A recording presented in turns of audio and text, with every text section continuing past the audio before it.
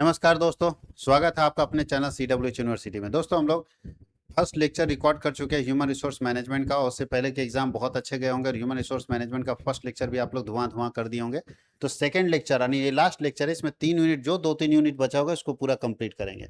और तो चलिए शुरुआत करते हैं। आप चूंकि आपके समय एग्जाम में बहुत कम टाइम बचा हुआ है तो आप लोगों को धुआं धुआं कर देना है पूरा एग्जाम में। एग्जामिनेशन सेंटर को धुआं धुआं नहीं कर देना है ना, क्वेश्चन पेपर को धुआं धुआं कर देना है। तो बोलता है व्हाट इज ट्रेनिंग। ट्रेनिंग क्या है, प्रशिक्षण क्या है। प्रशिक्षण वह तरीका विधि है जिसके जरिए आप किसी वर्कर के स्किल, नॉलेज और टैलेंट को बढ़ाते हैं।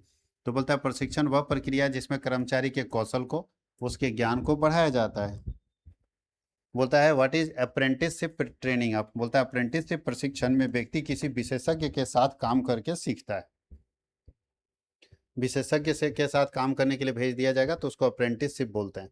What is coaching. बोलता है कि कोचिंग वह प्रक्रिया है जिसमें कर्मचारी को उनके प्रदर्शन सुधारने के लिए एक मार्गदर्शन दिया जाता है और वो मार्गदर्शन कोच देता है जिसके अंडर वो जाके पढ़ता है। What is job rotation. Job rotation का मतलब है कि अगर चाहते हैं हम कि कोई कर्मचारी हर काम को सीखे तो हम कर्मचारी के कुछ समय के कामों को रिप्लेस करते जाएंगे, उसको रोटेट करते हैं। जैसे कुछ एक साल यहाँ काम किया, फिर यहाँ से उठा के दूसरा में भेज दिए, फिर वहाँ काम किया। तो जब हर काम को करता है तो मल्टी टैलेंटेड हो जाता है। तो इसके लिए जॉब रोटेशन ट्रेनिंग होता है।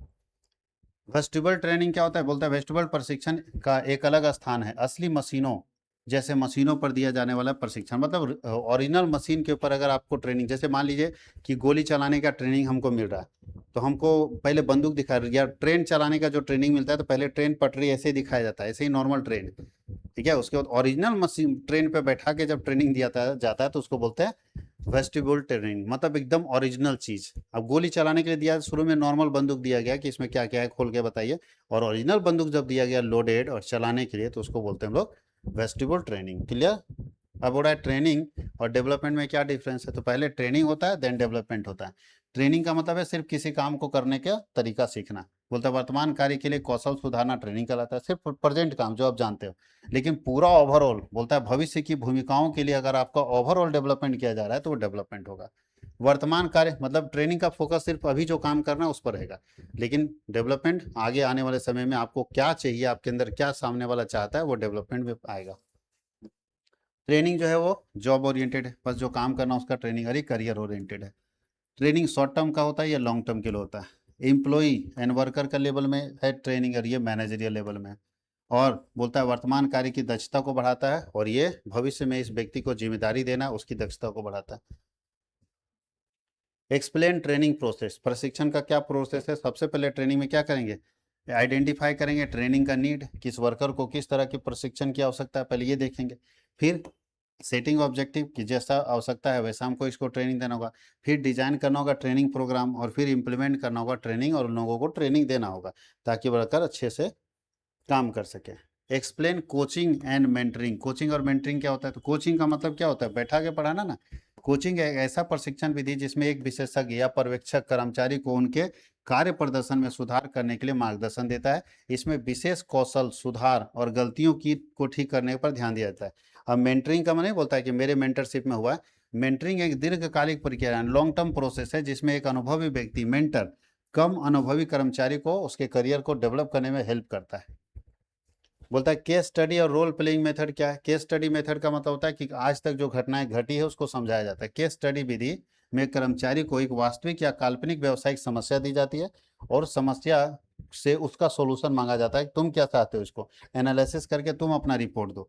ध्यान रखिएगा, ये निर्णय लेने और विश्लेषण क्षमता को बढ़ाता है। रोल प्लेइंग मेथड क्या है। तो रोल प्लेइंग मेथड मतलब है कि रोल प्ले विधि में प्रशिक्षु किसी स्थिति में अलग अलग भूमिकाएं निभाते हैं और ताकि वास्तविक कार्य परिस्थितियों को समझ सके। मतलब ऐसा रोल देता जाए कि यहाँ पे तुम क्या करोगे, इस समय में तुम क्या करोगे। तो इससे समझ में आता है कि हम अगर हमको एक रोल दिया जा रहा है और उस रोल को हम प्ले कर रहे हैं तो वास्तविक जब ऐसा सिचुएशन आएगा तो क्या हम उस रोल को प्ले कर पाएंगे।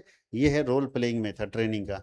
Water management development programme. Management development programme एक ऐसा प्रोग्राम है जहाँ पे मैनेजमेंट को डेवलप किया जाता है। नीचे तो ठीक है, ऊपर वाले का जब तक सोच नहीं बदलेगा नीचे वाला नहीं बदल पाएगा। इसलिए मैनेजमेंट को भी डेवलप करना बहुत जरूरी है, उनके अंदर स्किल बढ़ाना जरूरी है। क्योंकि अगर आपका मैनेजर अच्छा नहीं रहेगा तो आपका नीचे काम नहीं करेगा। इसलिए हम लोग इसके अंदर मैनेजमेंट को ट्रेनिंग देते हैं, सेमिनार्स करते हैं, वर्कशॉप करवाते हैं, केस स्टडी करवाते हैं ताकि हमारे जो मैनेजमेंट के लोग हैं वो डेवलप हो सके। जब ऊपर वाले लोग डेवलप होंगे तो नीचे वाले से काम करवा ही लेंगे। तो इसलिए हम लोगों को टॉप लेवल को डेवलप करना मैनेजरियल डेवलपमेंट प्रोग्राम कहलाता है। अब लॉन्ग क्वेश्चन आंसर आ गया, वो हम बताएंगे नहीं। चलिए यूनिट 4 की बात हम लोग करते हैं। यूनिट 4 में हमको पढ़ना है performance and compensation. Performance appraisal क्या होता है? तो भैया किसी के कार्य का मूल्यांकन करना कि वो सही व्यक्ति सही काम कर रहा है कि नहीं कर रहा है। जब तक हम मूल्यांकन नहीं करेंगे तब तक ना तो हम प्रमोशन दे पाएंगे ना डिमोशन दे पाएंगे। नौकरी से हटाना हो या ग्रोथ देना हो, ये तभी ना होगा जब किसी के काम का मूल्यांकन करेंगे, और उसके लिए हमको परफॉर्मेंस अप्रेजल करना होगा। ठीक है।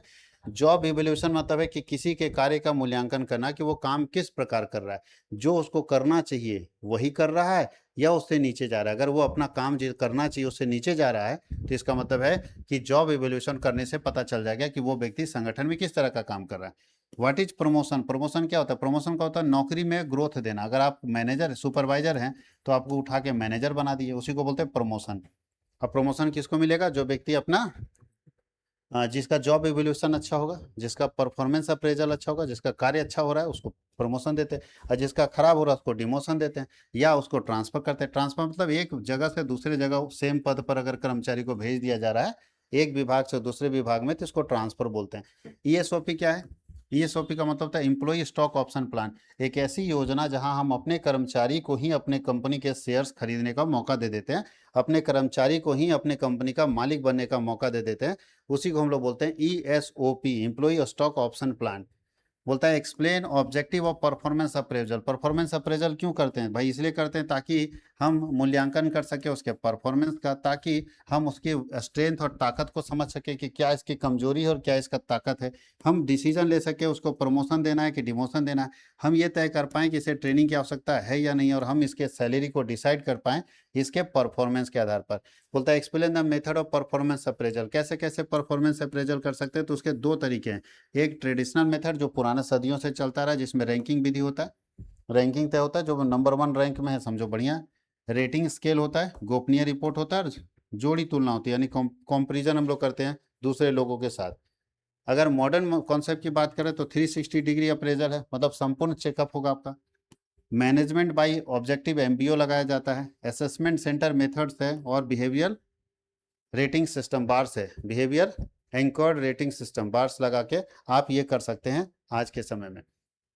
What is compensation? कॉम्पनसेशन का मतलब था क्षतिपूर्ति का वह कुल भुगतान है जो कर्मचारी को अगर आप निकाल देते हैं कंपनी से या नौकरी से निकाल देते हैं तो उसके कारण जो उसको लॉस होगा उस लॉस की भरपाई आपको करनी पड़ेगी। उसी को हम लोग बोलते हैं कॉम्पनसेशन, क्षतिपूर्ति। याद रखिएगा, उसी को हम लोग क्या बोलते हैं? क्षतिपूर्ति। जो क्षति होगी उसकी पूर्ति करनी पड़ेगी।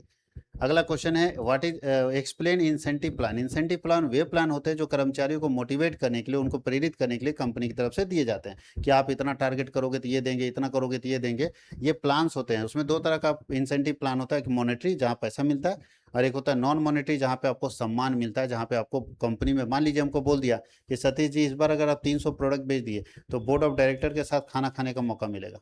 जो डायरेक्टर है, एमडी है कंपनी का, उसके साथ बैठ के खाना खाने का मौका मिलेगा। तो हम पैसे के लिए नहीं, हम इसलिए कि चलो सीधा डायरेक्टर से मिलेंगे हम, तो इसलिए जान लगा के काम कर रहे हैं। तो ये भी एक तरीका है। What is employee counselling? Employee counselling क्या है? तो बोलता है कि कर्मचारी परामर्श वह प्रक्रिया है जिसमें कर्मचारी की व्यक्तिगत और कार्य संबंधी समस्याओं को हल करने में मदद करती है। यानी हम हर एम्प्लॉय से काउंसलिंग करेंगे, जांचेंगे कि इस एम्प्लॉय को पर्सनली कोई दिक्कत तो नहीं है। अगर दिक्कत हो रहा है तो उस प्रॉब्लम को हम सॉल्व करने का प्रयास करेंगे ताकि ये एम्प्लॉय हमारे कंपनी के लिए, हमारे फैक्ट्री के लिए ज़्यादा जान लगा के काम कर सके। ये अब लॉन्ग क्वेश्चन आ गया।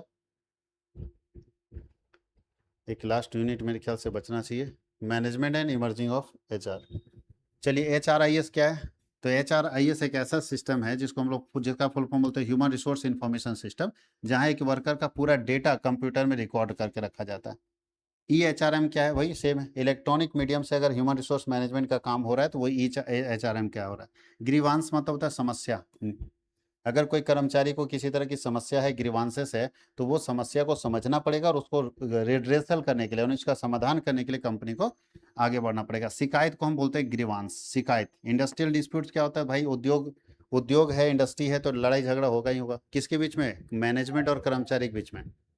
मैनेजमेंट ये सोचता है कर्मचारी काम नहीं करता, सब कोड़िया खाली सैलरी लेता है, और एम्प्लॉय ये सोचता है खाली खटवाता है, सैलरी नहीं बढ़ाता, और दोनों में आपस में डिस्प्यूट हो जाता है। तो उसी को हम लोग बोलते हैं इंडस्ट्रियल डिस्प्यूट्स, जो इंडस्ट्री में कर्मचारी और मैनेजमेंट के बीच में होता है। Explain employee health and security. क्या लगता है एक कंपनी को अपने एम्प्लॉय के हेल्थ और सेफ्टी के ऊपर ज़्यादा ध्यान देना चाहिए? जी हाँ। एम्प्लॉय जो काम कर रहा है उससे 1 साल 2 साल नहीं खटवाना है, उसको 60 साल तक अगर आपको काम कराना है, 20-25 साल काम कराना है, तो उसके हेल्थ का भी ध्यान रखना होगा और उसके सेफ्टी का भी ध्यान रखना होगा। जहां वो लटक के काम कर रहा है, देखिए ना क्या क्या चीज देखना हो। कर्मचारी स्वास्थ्य और सुरक्षा का अर्थ उन उपायों से है जो संगठन में कर्मचारी के कार्यस्थल को खतरे से बचाने, उसके शारीरिक और मानसिक स्वास्थ्य को सुरक्षित रहने में मदद करता है। इसमें सुरक्षित कार्य वातावरण में है, सुरक्षित उपकरण होने चाहिए, स्वच्छता होनी चाहिए, सुरक्षा प्रशिक्षण होने चाहिए, पीने के पानी की व्यवस्था होनी चाहिए, सारी चीज होना चाहिए। ग्रीवांसेस हैंडलिंग क्या है? बोलता है एक्सप्लेन ग्रीवांसेस हैंडलिंग प्रोसेस। शिकायत को निवारण करने की क्या प्रक्रिया है? तो शिकायत निवारण करने में सबसे पहला आइडेंटिफाई द ग्रीवांस, हम शिकायत को पहचानेंगे। दूसरा उसकी प्रस्तुति करेंगे। तीसरा उसका जांच करेंगे। चौथा अगर जब लगा तो निर्णय देंगे, और निर्णय के बाद उसको फॉलोअप करेंगे कि वो निर्णय लागू हुआ कि नहीं हुआ। What are the causes of industrial disputes? क्या कारण है कि इंडस्ट्री में कर्मचारी और मैनेजमेंट के बीच में लड़ाई हो जाता है? मुर्दाबाद जिंदाबाद, ताला बंद करता है। औद्योगिक विवाद कर्मचारी और नियोक्ता के बीच में होने वाले संघर्षों और मतभेदों के कारण उत्पन्न होता है। क्या कारण है? तो देख लीजिए, कम वेतन, वेतन कम दीजिएगा तो फिर मुर्दाबाद हो जाएगा। हो सकता है पुअर वर्किंग कंडीशन, जहां काम कर रहा है वर्कर को अच्छा नहीं लग रहा है तो विरोध कर देगा। बोनस और इंसेंटिव अगर नहीं मिलेगा तो विरोध कर देगा। अनफेयर मैनेजमेंट पॉलिसी, अगर मैनेजमेंट की पॉलिसी सही नहीं है तो भी विरोध कर देगा। लैक ऑफ कम्युनिकेशन, अगर मैनेजमेंट एम्प्लॉय के साथ बात करने के लिए तैयार नहीं है तो भी विरोध कर देगा। और जहां लगता है कि नौकरी और सुरक्षा है वहां पे लोग विरोध कर देगा। ठीक है। HRIS और HRM क्या है? तो क्या HRIS और HRM दोनों एक चीज है, एक ऐसा टेक्निक। HRIS एक ऐसा टेक्निक है जहाँ पे एक कर्मचारी का डिजिटल रिकॉर्ड रखा जाता है। मतलब 2009 में अगर वो ज्वाइन किया तो उसका 2009 से अभी तक 2026 तक का पूरा डेटा, कितना काम किया है, कब इसको प्राइज मिला, कब नहीं मिला, कब परफॉर्मेंस अच्छा किया, कब खराब किया, पूरा डेटा अगर हम रखते हैं तो एक ऐसा सिस्टम जिसको हम लोग HRIS बोलते हैं, जिससे एम्प्लॉय खुद अपना रिकॉर्ड देख सकता है। HRIS से एम्प्लॉय खुद अपना रिकॉर्ड चेक कर सकता है। उसको एक कोड दे देंगे, यूजर ID पासवर्ड, हो जाके खुद देख सकता है कि मेरा क्या परफॉर्मेंस है। ये अच्छा क्यों रखा जाता है? इसलिए रखा जाता है कल होके अगर प्रमोशन मिलेगा तो इसी को मिलेगा जिसका HRIS ठीक रहेगा, जिसका EHRM ठीक रहेगा। और इलेक्ट्रॉनिक माध्यम से अगर आप ह्यूमन रिसोर्स मैनेजमेंट करें, जैसे ऑनलाइन देखिएगा आजकल ऑनलाइन एग्जाम होता है, ऑनलाइन इंटरव्यू होता है, ऑनलाइन जॉब आपको मिलता है, तो EHRM के अंदर आता है, ये आता है EHRM के अंदर। ठीक है। तो मेरे ख्याल से खत्म हो गया आप लोगों का पूरा। तो एंजॉय कीजिए इसको और अच्छे से एग्जाम लिखिए जबरदस्त तरीके से। और एग्जाम अच्छा जाता है तो कमेंट सेक्शन में धुआं धुआं जरूर कीजिए। मिलते हैं हम लोग अब माइनर पेपर में।